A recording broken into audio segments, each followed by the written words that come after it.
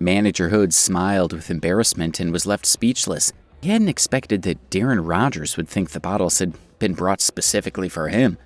However, there was nothing he could do, as it wouldn't be appropriate for him to argue with Darren over the bottles in front of Alex. Looking at the smiling Darren, Manager Hood became suspicious. What was the relationship between this young man and Alex, he thought. Darren was definitely Alex's subordinate.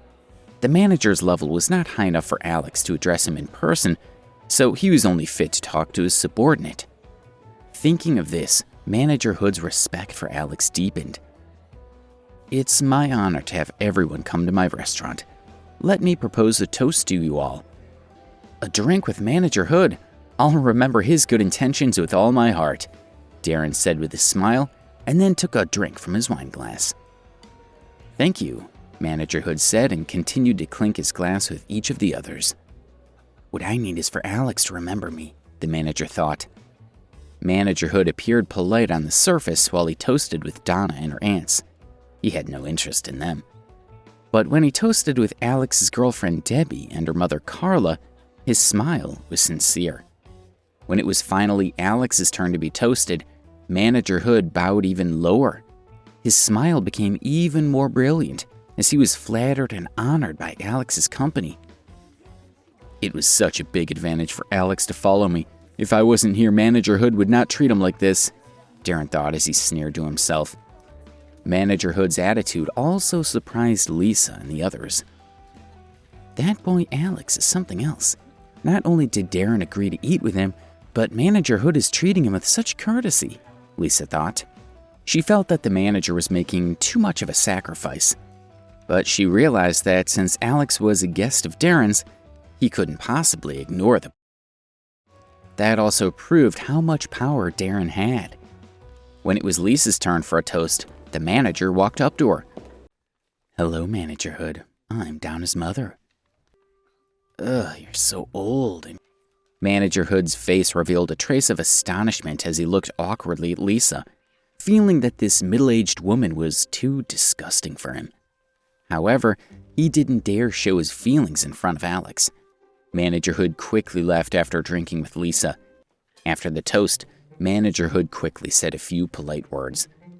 I wonder what else Darren is going to come up with, Lisa said as she and her sisters praised Darren together. If it wasn't for him, how could they eat at such a nice restaurant? Lisa snorted coldly as she looked at Alex and the other two whispering to each other as if no one else existed. Some people only know how to eat and don't even think about who made it possible for them to sit in the most luxurious room, eat the best cuisine. This kind of person is really pitiful, she said in a low voice. Alex raised his head and looked at Lisa unhappily. Debbie pulled at him gently. It's not that big of a deal. You've got a bad temper. We let you guys eat for free, yet you guys still have the nerve to glare at me, she said.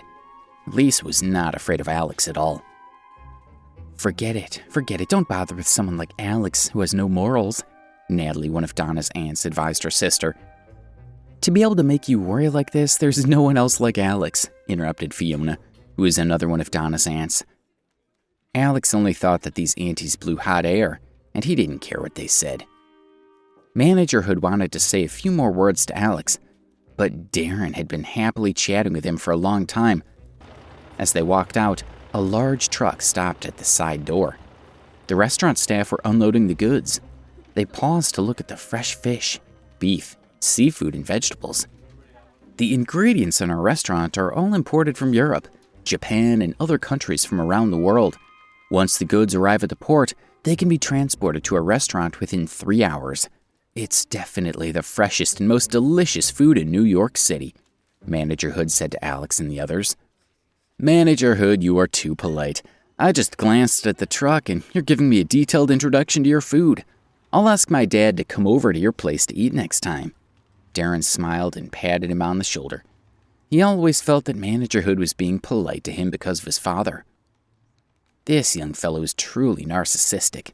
I'm telling you about our products, but are you worthy of them? If Alex wasn't here, would you dream of asking me this? With your dad's income level, our restaurant doesn't care about him. Do you think your dad's that awesome? Hood thought. He respectfully watched Alex and the others walk away. Then he walked back into the restaurant. Thinking back to how he had treated Alex, he felt quite pleased with himself. "Alex, didn't you already book a hotel? Where is it? I'll take Donna's Annie's over there right now," Darren asked with raised eyebrows. "What? He booked the hotel?" Lisa said in surprise. She glanced at Alex and muttered, "What good hotel could he possibly find? We finally came to New York to have some fun. Will it be good enough to stay there?" "Mom, don't think like that. Alex's hotel booking isn't bad," Donna purposefully said loudly to her mother so that she could criticize Alex even more harshly when she saw the hotel that he had booked. Donna glanced at Alex with a smile. "Alex, what hotel did you book?" she asked. "The Azalea Guest House," Alex said lightly. He didn't want to talk to this family anymore. If it wasn't for his promise yesterday to help them book a hotel, he would have left them behind and taken Debbie and her mother away. "Azalea Guest House?" Donna asked Darren if he knew it, but he shook his head. The most famous hotel in the country was the Azalea Guest House. Because it was not open to ordinary guests, people like Donna and Darren had not heard of it. "What, Donna, haven't you heard about this hotel? Oh my, he must have found a small hotel somewhere. How could we go to such a place? We don't even know if it's safe or not. Let Alex and Debbie go there. They're used to living in that kind of place." Lisa truly felt that the hotel that Alex had found would not be good enough for them. Alex didn't say anything and just smiled. It would be perfect if they didn't go, he thought. "Mom, let's go look. The name doesn't sound so bad," Donna said, trying to persuade her mother. Lisa listened to her daughter's words and decided to take a look at the hotel. After getting into the car, Donna and the others headed toward the Azalea Guest House, according to their map. Alex, Debbie, Carla, and the others got in a taxi and headed toward the hotel as well. In Darren's car, Lisa let Darren first take them for a ride around New York City to see the evening scenery. This made Lisa and her sisters sigh deeply at the beauty of the city. "That hotel is so beautiful," Lisa pointed at the majestic building outside the window and added, "It would be great if we could stay there." By saying this, she was also hinting to Darren that she liked it. Darren glanced out the window. It was the Berkeley Hotel. "That's the Berkeley Hotel, which is one of the most high-end hotels in the city. It's usually occupied by the most opulent people. Even the cheapest room would cost more than $5,000 a night." Darren smiled lightly. How could he not understand what Lisa meant? If it was only Lisa on her own, he would have let her stay at the Berkeley, but she had brought her two sisters. Even if he had a lot of power, he wouldn't be willing to spend 3 times the amount of money. Lisa didn't let her disappointment show.